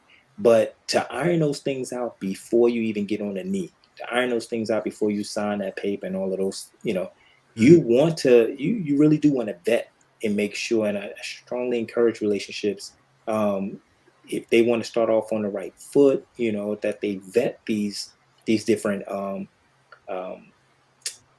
issues that they may be, you know, that they may have, that they stored in these boxes, that they thinking like somebody's going to accept me for me. You know, that's that statement like a lot of people like to use, but in actuality, no, it's more so they're going to tolerate or put up with. You Right. know, they Right. really aren't accepting it. You know, but It's like, hey, um, maybe you're not that great of a person. you know, Have you it's ever thought of that? You you know what know, I mean? well, Because because some we people are and real people, jerks. But people yeah, aren't ready to hear that. no, Right. and No, we, they're not. And that's what I'm yeah, doing when I'm explaining it real quick, Dr. yeah, Lay, is that when I'm confronting my partner with their behavior of trying to what do you call it? but they're Compartmentalize. displacing, No, Or they're no. displacing What, their purpose right. on They're their own. displacing their abuser onto Hmm. me, right? Hmm. I am putting that right in front of their face, being like, don't do That's that. where, oh, yeah, rejecting. Right. Don't yeah, Right. project. I yeah. reject that label. So Hmm. what I'm doing is I'm making them face the fact Hmm. that I am not that person and that what they're doing is not healthy. Yeah, Mhm. yeah. That's a You get huge what I'm one. saying? But I'm Yeah. standing up for myself too. Yep, Right. yep. Right. So Big this piece. this is Yeah. breeding a healthy relationship of boundaries. Hmm. Right. Because I'm not going to accept you just because you're you. Like maybe you're an asshole. I don't Hmm. know.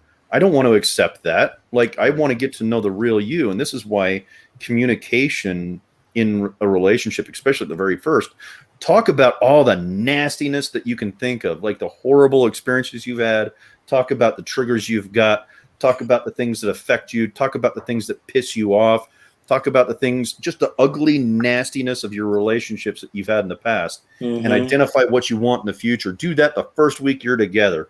That Right. might scare her away, cool, but that's not the one that you wanted in the Yeah, first place, right? She might have been hot, but that's not the yeah, one that's going to last the longest because Right. believe me, by the time you get to 45, 50, 60, 70, yeah, the old yeah. fella ain't working as well. So you can Right. only spend 24 hours a day with her personally sitting on the porch, right? Right. You've Yeah, got you've got 23 hours out of the day that you need to spend with this woman and you need to have your shit handled, Right. right? So it's better to get it over with the very first. The very And first week. I I could be agree very with that. wrong about this, guys. I could I be Mhm. very definitely wrong with this, No, I but I this is really truly appropriate. believe I This is definitely agree that's with when we that should though. yeah. do it. Well, it's Yeah. appropriate talking to us too, you know, because I Right. honestly, if I see his, you know, I see this and he's I don't want talking to to find that I me don't want to neither. find that out a But this year is so in. appropriate for us because we're looking like, man, you know what? I do have to stay on my grind. I can't sit there and Right? try to, you know, Yeah. be passive about this. I mean, assertiveness is definitely a respectable tool to have in your toolbox when you're talking about communicating because you can Hmm. say what it Yeah. is you mean, and that way you're not lying, you're not undercutting the truth there. You know, you're just giving it straight up. That way, you know, if it comes back up in the future, you know how to handle it because Hmm. hey, Right. I've already, you know, told you exactly what it is that I'm needing or that I don't tolerate or things, you know, whatever have you. So I think it's a plus. But Right. I was just My looking biggest at fetish is communication. yeah. I mean, Absolutely. at the be end of the honest. day, we're Yeah. saying the same thing too, women and men. When they say, "Man, it boils down to communication." I've heard this from so Yeah. many marriages, so many people in successful marriages.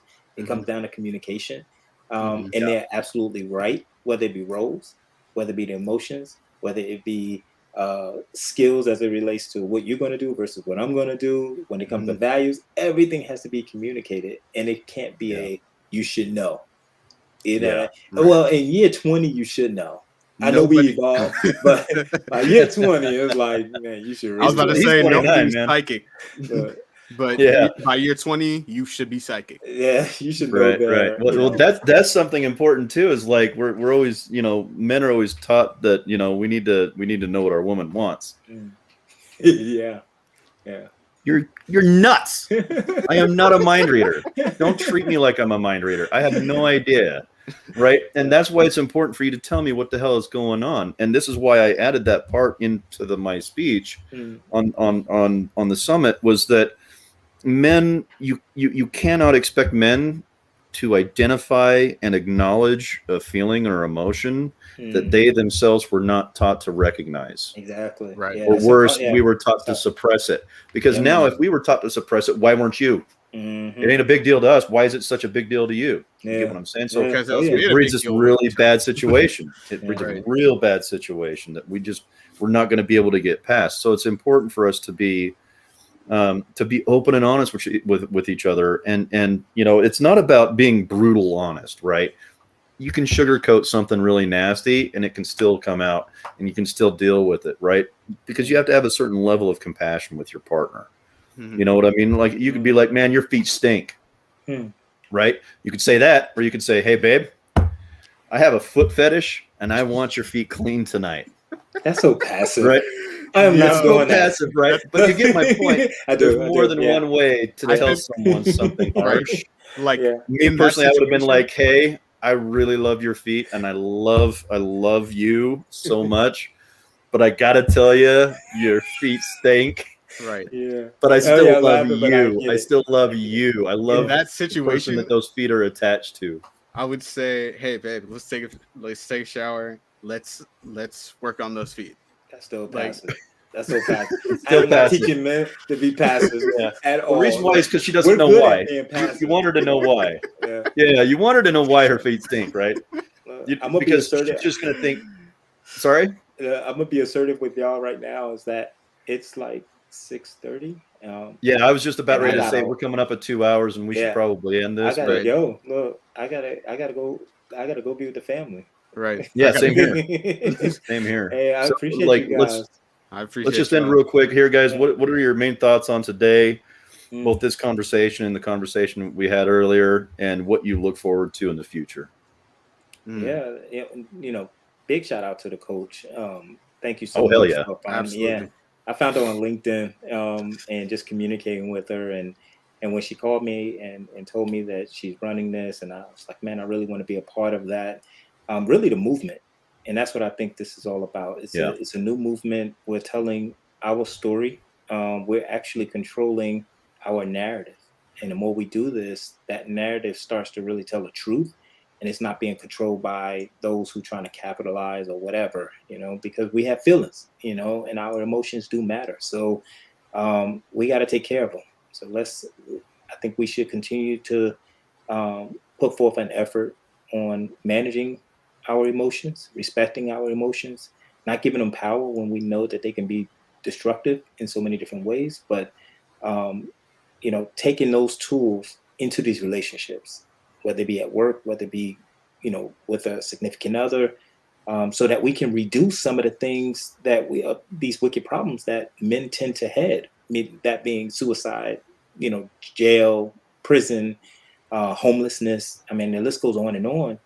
But it really starts with our inner purpose, our inner self, and us being courageous enough to say, hey, you know what? I can take the emotional side and I can take the logical side. I can make them Right. work together.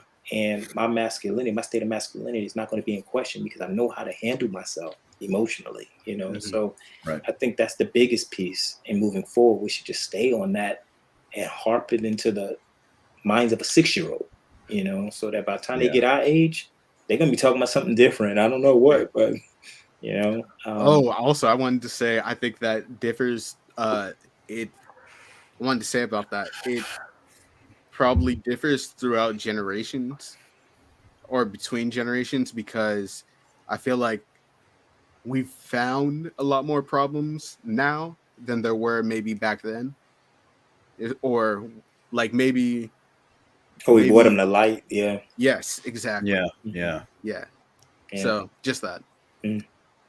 I mean, we may not have the internet. It may be just connected to our brain, and you Right. can communicate with me through some Right. chip back there. I don't Right. know what we're going to discover in the Yeah. next 20, Mm. 30 years, you know, but Yeah. Maybe this That'd be crazy communication shit. is good. This is Right. this Not is me. really I'm going to good. be up in the mountains on a farm with no internet. No internet, right? I told you we're gonna go back to level 1. Y'all think I'm Right. joking? Hell yeah. We're gonna get to Yeah. level 6 and Right. just, you know, but Right. definitely thank you guys so much. It's been Yeah. great. Thank you. Mhm. For me, I wanted to just show my appreciation to Coach and all the hard work that she puts in. I have the easy job of just talking. She does so much more and so much extra that I think people behind the scenes are unaware of the hard work that she puts in to do these things.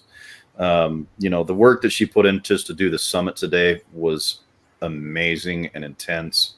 And I just want to share my appreciation with her and the men that came and shared their stories and shared their perspectives today. All deeply, deeply hit me right square in the heart. Mhm. I really feel like we all connected really well. We all saw where everybody was going. We could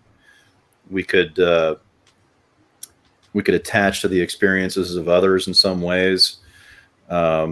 And then to the viewers that took time out of their day to come and listen to a bunch of dudes talk about their feelings and hear our opinions on relationships right now.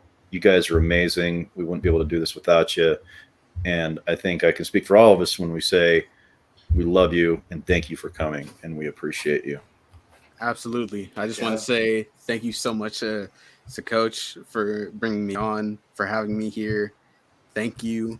And I also, what I've gotten from this is that communication is key.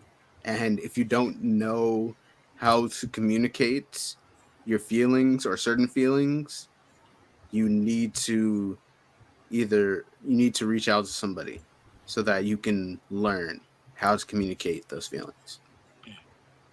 Yeah. All right. Thanks, guys. Appreciate you guys for coming and taking the extra time out of your day to come here and talk. Definitely. Thank Appreciate you guys. Take it easy. Appreciate you. Love y'all. Mhm. Love you guys Love too. you too, man. See ya. Take it easy. As You Coach too. would say, ta-ta for now.